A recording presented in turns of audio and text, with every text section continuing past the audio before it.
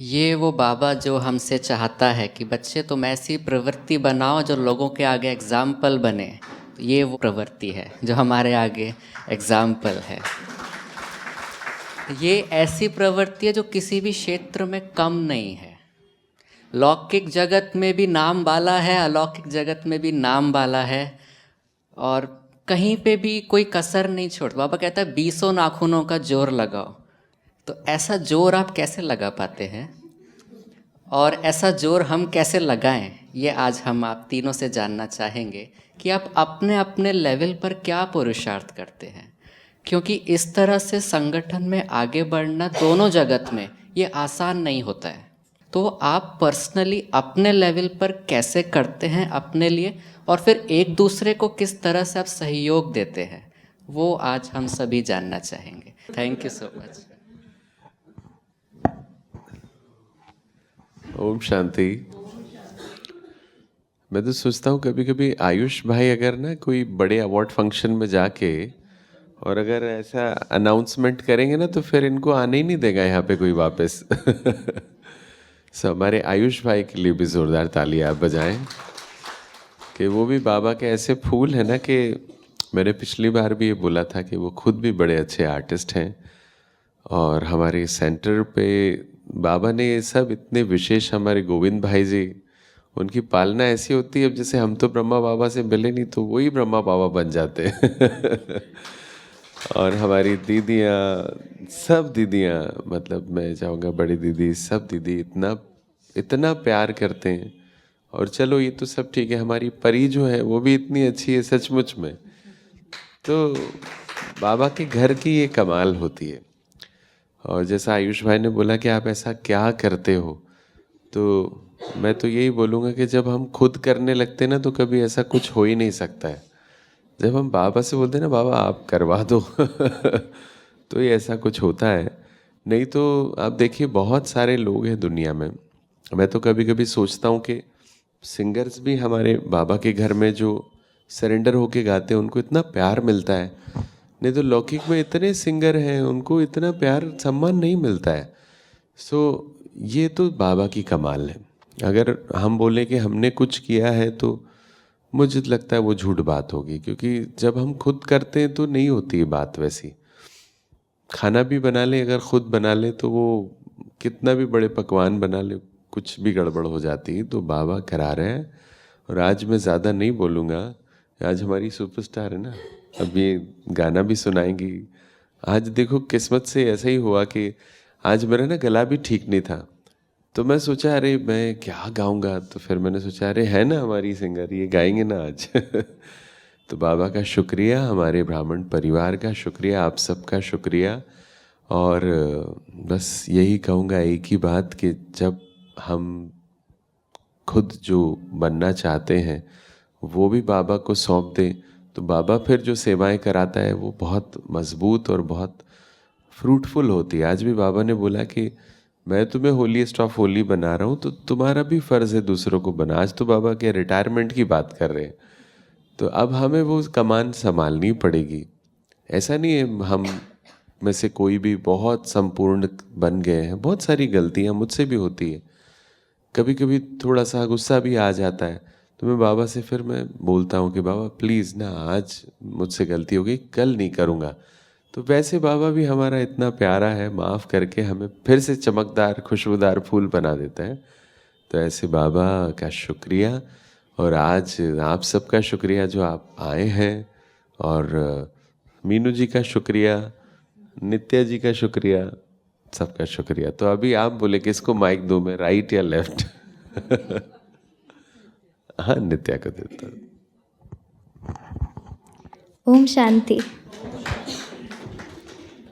तो जैसे कि हमें पूछा गया कि हम कैसे ज़ोर लगाते हैं या हम कैसे करते हैं, तो सबसे पहले तो मेरा थैंक यू बाबा को ही है कि कहीं भी मैं जाऊं, चाहे शूट पे हो, चाहे कभी ऐसे गैदरिंग में मुझे गाना हो या कुछ भी हो, तो सबसे पहले तो मैं बाबा को बोलती हूँ कि बाबा आप मेरा शूट या जो भी है अच्छे से करा देना। मैं खुद भी करूँगी और बाबा भी मेरे से कराएंगे, तो वो डबल मेहनत और अच्छे से हो जाएगी। जैसा कि पापा ने बोला कि खुद से करे तो नहीं होता है, लेकिन बाबा करे तो सच में हो जाता है। दूसरी चीज़, मैं सबसे बड़ा थैंक यू अपने मम्मी पापा को ही करना चाहूँगी कि वो जिस तरह से मुझे हर चीज़ में सपोर्ट करते हैं और कभी भी किसी चीज़ के लिए मुझे ना नहीं करते हैं। जैसे शूट पे भी जाना हो तो इतना मम्मी मुझे ऑडिशन के लिए लेके जाती है, शूट पे भी पूरा दिन मेरे साथ रहते हैं वो कि इसको ये भी मिल रहा है ना, इसको जो चाहिए वो सब मिल रहा है ना, तो वो उनके लिए उनका बहुत शुक्रिया। और हाँ, बस बाबा को याद करते रहें और सब हो जाता है। ओम शांति।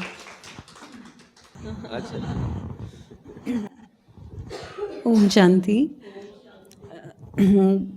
जैसे आयुष भाई ने पूछा कि कैसे कर लेते हैं, तो जो बाबा का ज्ञान है कि खुद को आत्मा समझना है और प्रेम से परमात्मा को याद करना है, तो बस यही करते हैं हम।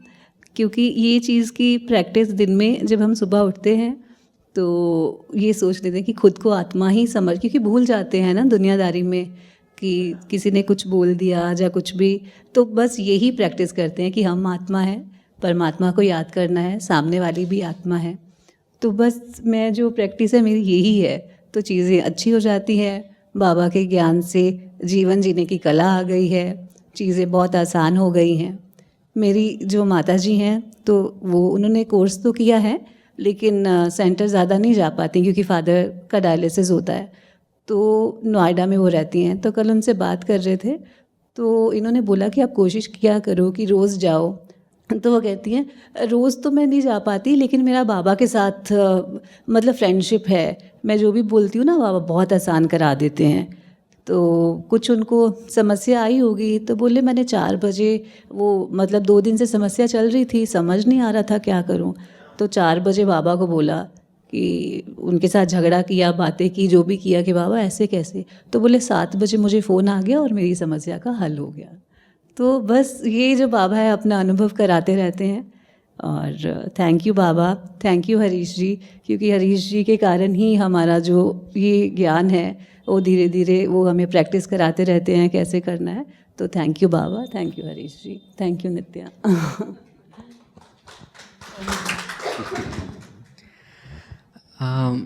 मैं चाहूँगा कि आप थोड़ा सा हमको एक क्लास कराओ। हम मुरली तो रोज़ सुनते ही हैं, बट ऐसा हम क्या करें कि वो मुरली धारण हो जाए। रोज़ अभी 30 साल से सुन रहे, 20 साल से सुन रहे, 40 साल से सुन रहे, लेकिन कहीं ना कहीं वो अभी तक सरफेस लेवल पर ही है।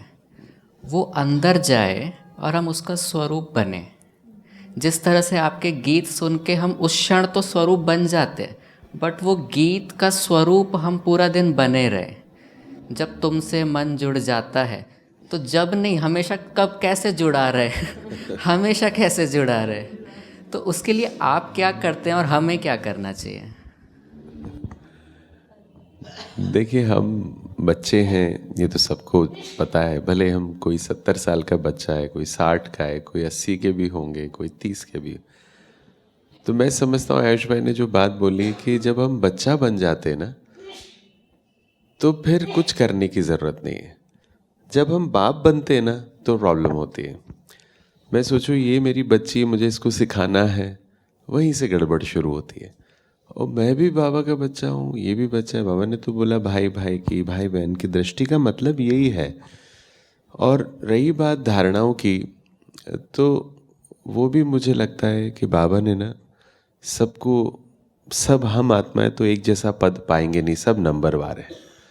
तो ये बाबा ने हर बार सिखाया है कि इस जगह में अभी जो बहुत ज़्यादा नाम कमा रहे हैं ना, वहाँ उनका नाम होगा नहीं होगा इसकी गारंटी नहीं है। तो मेरे को कभी कभी डर भी लग जाता है, मतलब बाबा फिर मेरा नाम मत करो, मुझे नहीं चाहिए अभी नाम।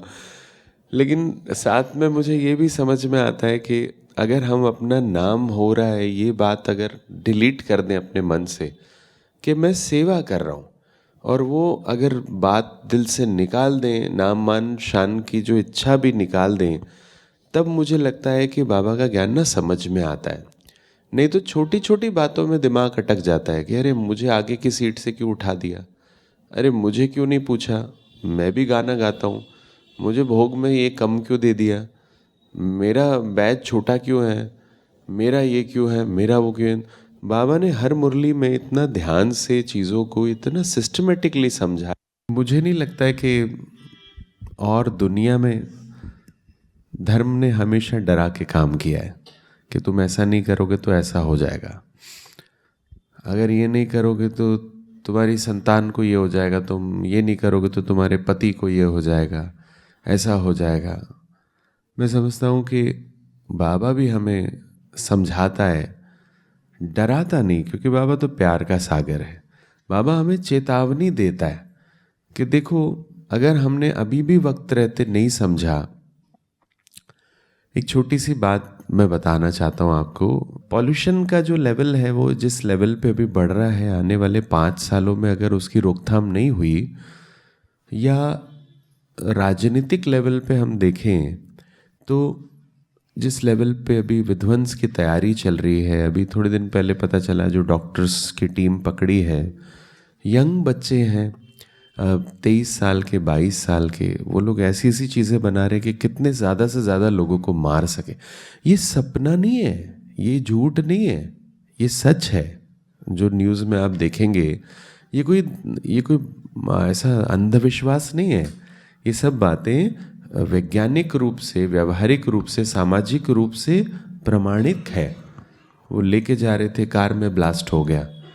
एक वो आए हैं चाइना से सीख के, वो ऐसा कुछ जहर बनाया है जिसमें स्वाद ही नहीं है, वो सब मंदिरों में प्रसाद में मिलाने के लिए तैयारी चल रही। ये तो हमारी आंखों ने या कानों ने जो सुना है। इसके अलावा लोगों के दिल में इतनी नफरत का भाव बढ़ रहा है इस पूरी दुनिया में, और वहाँ पे बाबा हमें कह रहा है कि तुम्हें होलीएस्ट ऑफ होली बनना है और अपने जैसा लोगों को बनाना है। एक छोटा सा अनुभव सुनाता हूँ। मैं अभी उड़ीसा में था, शिवानी दीदी हम सब लोग एक प्रोग्राम करने गए थे।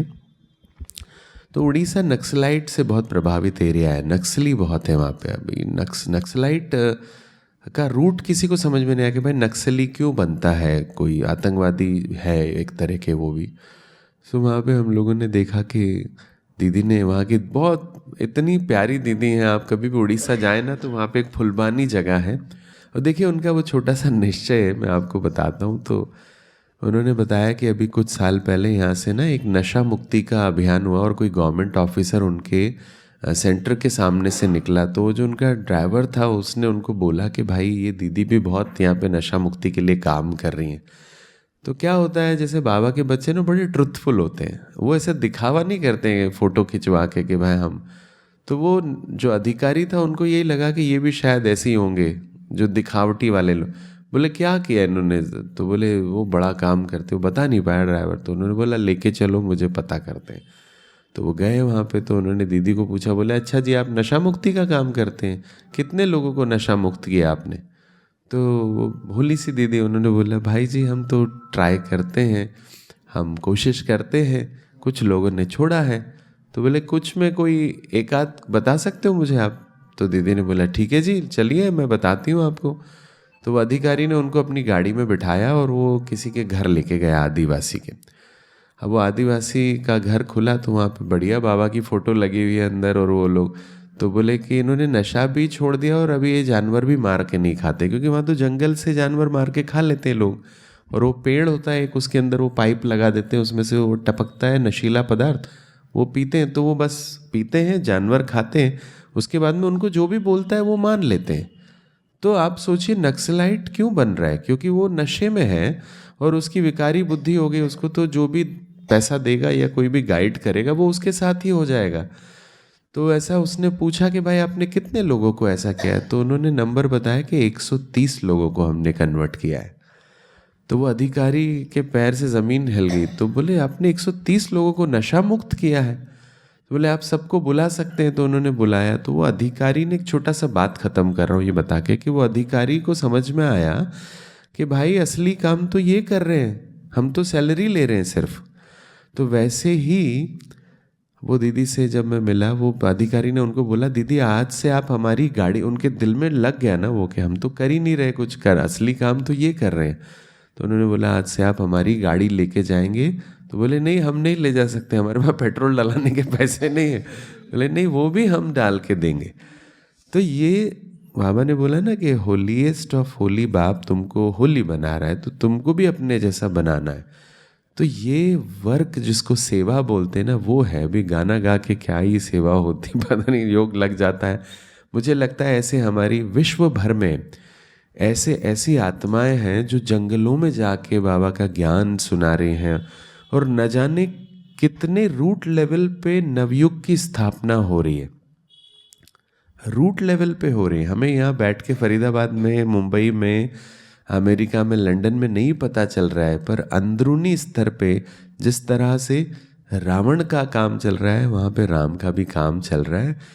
तो हमें ज़रा सा भी अगर लगता है ना मन में कि हम कुछ नहीं कर पा रहे हैं, तो बाबा ने बोला मन मना भाव है ना, शुभ भावना तो दे ही सकते हैं। हमारे शक्ति भाई ने पावर ऑफ सकाश का उसका मकसद यही है कि हमें ज़रूरी नहीं है कि हम ऐसे जाके लोगों का नशा छुड़ाएं, या हम लोगों को जाके बाबा का ज्ञान सुनाएं, किसी को गाना फॉरवर्ड कर दें। बाबा ने बोला ये सब बंद हो जाएगा। आने वाले समय में आपको देखेगा कोई और उसकी मुक्ति हो जाएगी, ऐसा दर्शन आपका तीव्र हो जाएगा। तो मैं तो बाबा से यही बोलता हूँ कि बाबा जो छोटी मोटी गलतियाँ हम करते रहते हैं वो भी अब नहीं करना है। और मैं कह रहा हूँ 31 दिसंबर का टारगेट ले लो आप कि भाई जो भी गलती है तब तक ख़त्म कर लो। 1 जनवरी 2026 से हम नवयुग का अपना तो स्थापना कर लेते हैं। हम लोग एक एक ही बना लेते हैं उसको कि हमारा बाबा नवयुग आ गया, अभी आपको लाना है नहीं लाना है छोड़ो, हमारा संगम में ही हम सतयुग बना लें। तो ऐसे प्यारे बाबा का ये ज्ञान जो कि पूरी दुनिया में अपना बहुत ज़बरदस्त काम कर रहा है, अगर हम यहाँ बैठ के ये सोचते हैं कि काम नहीं हो रहा है, ये कब होगा, तो हमारी कहीं ना कहीं पुरुषार्थ में कमी है। जो करने वाले वो कर रहे हैं और वो करते रहेंगे, और नवयुग भी आ जाएगा। और पता नहीं बाबा ने बोला है वो कभी कभी ना कुछ ट्विस्ट भी कर देते हैं, तो जादूगर है ना तो ऐसे प्यारे जादूगर बाबा आपको हमेशा सलामत रखें, खुश रखें और मुश्किलों से बचाएं, ऐसी मेरी शुभ भावनाएं, शुभकामनाएं। गाना सुनाए यार आयुष भाई, और क्या आदेश है? अच्छा ठीक है, इधर से भी ऑर्डर आ गए, 1-4 लाइन सुना देता हूँ। हर वक्त मेरे साथ हो विश्वास रहता है, भगवन तुम्हारे प्यार का एहसास रहता है। जब गला खराब हो तो कोई साथ रहता है, भगवन तुम्हारे प्यार का एहसास रहता है। तो ऐसे बाबा हमेशा कुछ ना कुछ मदद भेज देते हैं, जैसे आज नित्या को मदद के लिए भेज दिया है। गाना ही सुना देते हैं, अभी गाने का माहौल बन गया। हाँ जी, ये वाला साउंड से साउंड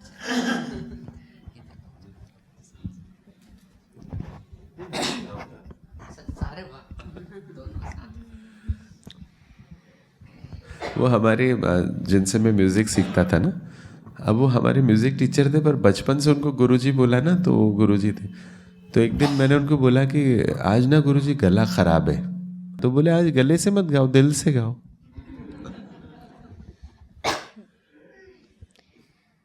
धूप में कभी छाँव बनकर, लहरों में कभी नाव बनकर, लड़खड़ाए कदम थामा है हाथ, जब लड़खड़ाए कदम थामा है हाथ।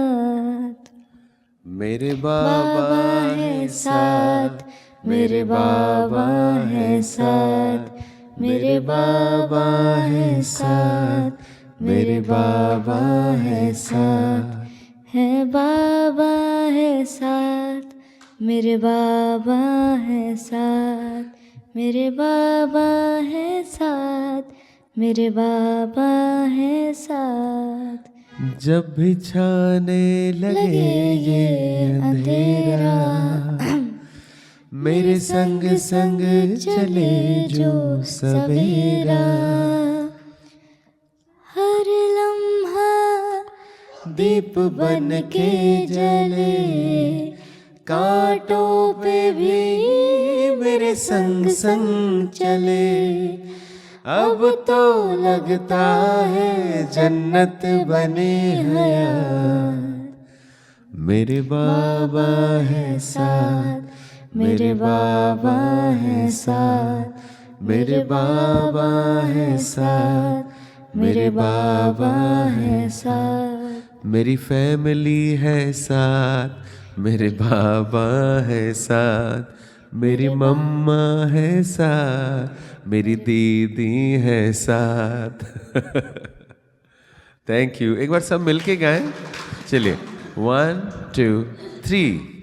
मेरे बाबा है साथ, मेरे बाबा है साथ, मेरे बाबा है साथ, मेरे बाबा है साथ, मेरे बाबा है साथ, मेरे बाबा है साथ, मेरे बाबा है साथ। ये छोटे छोटे वीडियोस भी जब हम बना के डालते हैं, तो जैसे मैं मुरली लिखता हूँ उसके पॉइंटर्स में जब डाल देता हूँ ना, तो लोग पूछते हैं कि आप क्या लिखते हो। आजकल क्या हो गया, डायरी आजकल एक्सेस बैगेज हो जाता है बहुत सामान, तो मैं मोबाइल में लिख लेता हूँ, उसका स्क्रीनशॉट डाल देता हूँ। तो लोग पूछते हैं ये क्या लिखते हो आप, तो उनको भी बताने को हो जाता है। तो ये सोशल मीडिया पे अभी थोड़े दिन ही है, तो इससे भी सेवा कर सकते हैं। थोड़े दिन में तो बंद ही होना है, तो जब तक चल रहा है तब तक उसको भी सेवा में यूज़ कर लें। ठीक है ना नित्या?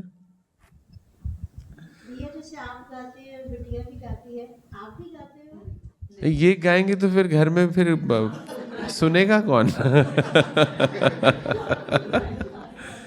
वो कहते हैं ना, कोई सुनने वाला भी तो चाहिए ना। तो वो हम बाबा की याद में गाना बनाते हैं, वो बाबा की याद में खाना बनाते हैं। पर आप बोल रहे हैं ना, तो एक गाना आज ऐसा करते हैं, जब बाबा का संकल्प हो ना तो कुछ भी हो जाता है, असंभव भी संभव हो जाता है। तो यहाँ पे सब कोई आप ऐसा वीडियो डालेंगे तो नहीं ना, ऐसा बोलेंगे तो नहीं बेसुरा वैसुरा गाया। आज दिन ऐसा कर दो कि बाबा को याद देखते हैं, ऐसा क्या सोचते हैं, देखो ना बाबा है कि नहीं अभी पता चल जाएगा। बाबा आप हो कि नहीं, अगर आप हो तो इनसे गवा दो, नहीं तो हमें नहीं पता।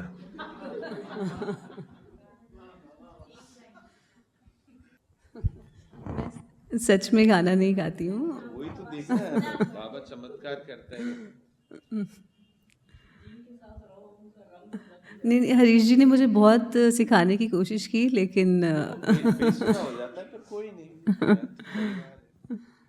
तेरा मेरा प्यार अमर, फिर क्यों मुझको लगता है डर। तेरा मेरा प्यार अमर, फिर क्यों मुझको लगता है डर। मेरे जीवन साथी बता, क्यों दिल धड़के रह कर। Thank you. ओम शांति। क्योंकि कोई भी गाना है वो बाबा को डेडिकेट करके गाएं तो वो बाबा के लिए ही हो जाता है।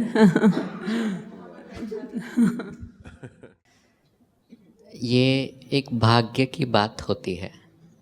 साधारण रीति से ये ऐसे अवसर नहीं मिलते हैं।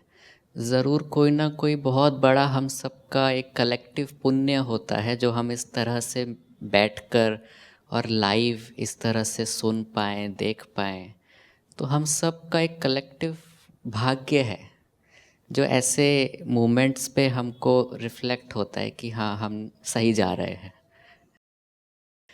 ये जो सेवा आप करते हैं, इसका रिटर्न हो ही नहीं सकता ना। जैसे कोई हमारे यहाँ सेंटर पे सेवा करते हैं, तो हम सोचते हैं चलो इनको कुछ सौगात दे दें, इनको कुछ टोली खिलाएं, तो उससे वो सेटिस्फेक्शन आ जाता है कि एनर्जी का एक्सचेंज हुआ।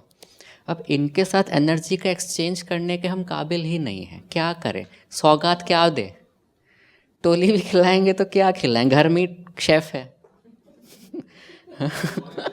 सौगात दे तो क्या दे? वो इतना बड़ा सौगात बैठा हुआ है साइड में, है ना। तो एनर्जी का एक्सचेंज हो ही नहीं सकता है। यहाँ से तो हम सिर्फ ले सकते हैं, इनसे दे कुछ सकते नहीं। तो अब हम सब एक दुआ हम देते हैं, हम सब एक एक मिलके हम एक पर्सनल सभी दुआ देंगे कि जब तक संगम युग है निरंतर इस तरह के गीत हमें मिलते रहे, संगम युग के लास्ट तक, है ना। और अच्छा, एक बहुत अच्छी बात मेरे को अभी जस्ट याद आई।